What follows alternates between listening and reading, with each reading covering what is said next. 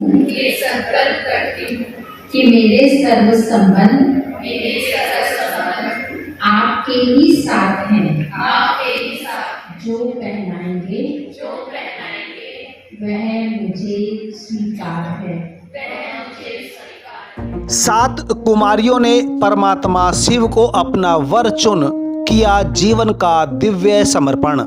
माता पिता एवं परिजन अपनी बेटियों के दिव्य स्वयंवर को देखकर हुए गदगद। दृढ़ प्रतिज्ञाओं के साथ पूरी हुई दिव्य समर्पण समारोह की प्रक्रिया।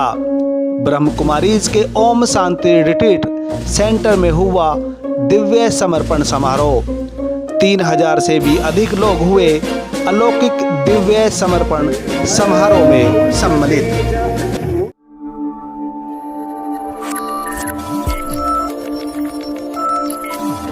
नमस्कार, आप देख रहे हैं तहलका हरियाणा, आपकी आवाज।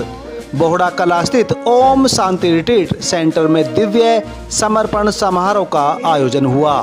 सेंटर के दीदी प्रकाशमणि सभागार में आयोजित कार्यक्रम में 7 कुमारियों ने अपने जीवन को ईश्वरीय सेवाओं में संपूर्ण समर्पित करने का दृढ़ संकल्प लिया।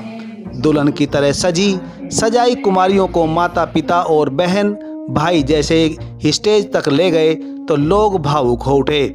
माता पिता की आंखों से खुशियों के आंसू छलक आए। इस अवसर पर माता पिता को ऐसी देवी स्वरूप बेटियों को पाकर गौरव महसूस हो रहा था। यूरोप में ब्रह्म कुमारीज सेवा केंद्रों की निदेशिका राजयोगिनी सुदेश दीदी ने सभा को संबोधित करते हुए कहा कि आज इन बहनों ने परमात्मा को अपना जीवन समर्पित किया है। ईश्वर के प्रति समर्पित भाव ही सेवा का सच्चे साधन है। ईश्वर के प्रति समर्पण आत्मा को शक्तिशाली बनाता है। वास्तव में ये शिव पार्वती विवाह है, क्योंकि आज पार्वतियों ने शिव का वर्ण किया है। पार्वती हम आत्माओं का ही सूचक है। ईश्वरीय सेवाओं में सदा निस्वार्थ भाव समाया होता है। ईश्वरीय मार्ग पर समर्पित होना श्रेष्ठ भाग्य की निशानी है। इस प्रकार के समर्पण के पीछे माता पिता की प्रेरणा है। अमरनाथ शिव से विवाह सदा अमर बनाने वाला होता है। धन्य है इन कन्याओं के माता पिता जिन्होंने इन्हें परमात्मा को समर्पित कर दिया। उन्होंने कहा कि अब हम परमात्मा पर अपना सर्वस्व न्यौछावर कर देते हैं तो फिर परमात्मा ही हमारा जिम्मेदार होता है। परमात्मा के प्रति अर्पित होना ही परमात्मा के कार्य में सहयोगी बनना है। देखिए हमारे संवाददाता फतेह सिंह उजाला की ये खास रिपोर्ट।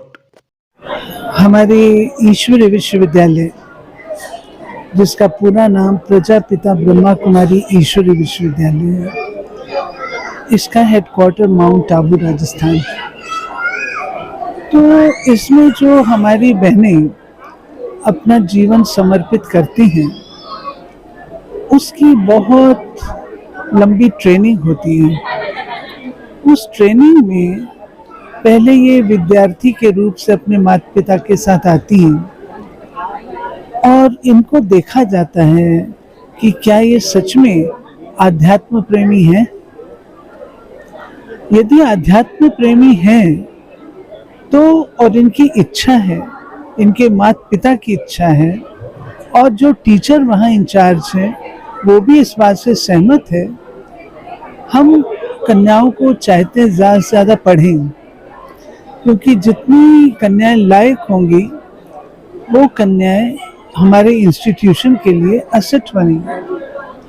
तो हम बच्चों को पढ़ाने के फेवर में हैं।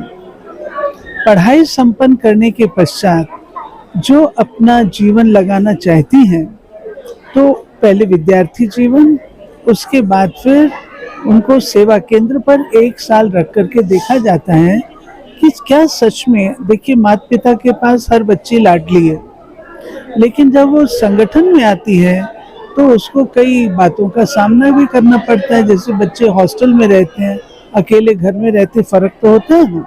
तो ऐसे इनके अंदर भी संस्कार औरों के साथ मिलके चलने के हैं या नहीं है, वो उसकी परख होती है। यदि उसमें भी एक खरी उतरती है और इनकी अपनी इच्छा है, माता पिता की इच्छा है और टीचर की इच्छा है, तब हम इनको हेडक्वार्टर माउंट आबू में टीचर्स ट्रेनिंग के लिए भेजते हैं। और टीचर्स ट्रेनिंग करने के पश्चात इनको 5 साल तक हम मौका देते हैं, आप अपने जीवन का निर्णय स्वयं करिए, क्या आप ये लाइन लेना चाहेंगी या नहीं। यदि वो अपना ये लाइन लेना चाहती हैं तो फिर हम उनके ऊपर और मेहनत करते हैं, क्योंकि आध्यात्मिकता सबको प्रिय नहीं है। और अगर हमारे पास कोई ऐसी कन्या आ जाती है जिसका अध्यात्म से प्रेम नहीं है तो हमारे लिए समस्या हो जाएगी। इसलिए हम इसको बहुत सतर्कता से करते हैं। और समाज में लोग पूछते हैं कि माता पिता से, आपने अपनी कन्या को वहाँ कर दिया, आप शादी नहीं कर सकते थे इसलिए आपने कर दिया। तो हमारा ये सिस्टम है कि हम पब्लिक में माता पिता के द्वारा समर्पण कराते हैं। इसको हम कहते हैं दिव्य समर्पण समारोह, जिसमें माता पिता अपने सब रिश्तेदारों को बुलाते हैं। आज भी यहाँ पे 1200 से अधिक रिश्तेदार इन कन्याओं के आए हुए हैं। हमारा एक नियम है, जब तक माता पिता नहीं चाहें हम नहीं रख सकते। अगर माता पिता नहीं चाहते हैं, उनके कोई ऐसे अभिभावक हैं जो उसकी पूरी जिम्मेवारी लेते हैं, तो हम जैसे भाई या उनके कोई मामा हैं, चाचा, वो पूरी जिम्मेवारी लेते हैं, तभी हम करते हैं, अन्यथा नहीं।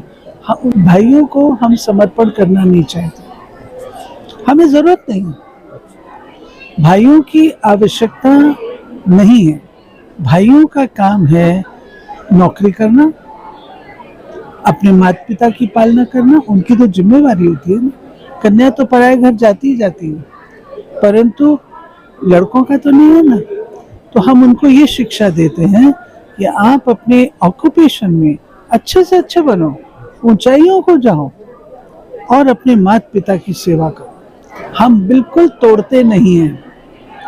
लौकिक माता पिता से हम कहते हैं संबंध क्यों छोड़ें? जिन्होंने पाला पोसा बड़ा किया, लायक बनाया, हम दुनिया की सेवा करते हैं, तो अपने लौकिक माता पिता से हम क्यों तोड़ें? हाँ, ये ज़रूर होता है, जैसे कोई ऑक्यूपेशन लेता है, प्रोफेशन लेता है, तो उसकी फर्स्ट प्रायोरिटी हो जाती है ना, प्रोफेशन हो जाता है, तो वो चीज़ उनके साथ है। बाकी चैरिटी बिगिंस एट होम, ये हमारा फॉर्मूला है। तो अपने माता पिता से, अपने संबंधियों से संबंध हमको तोड़ना नहीं है। लेकिन जो पूरी पहले वहाँ पे बुद्धि जाती थी, अब उनकी बुद्धि ज़्यादा यहाँ पे रही।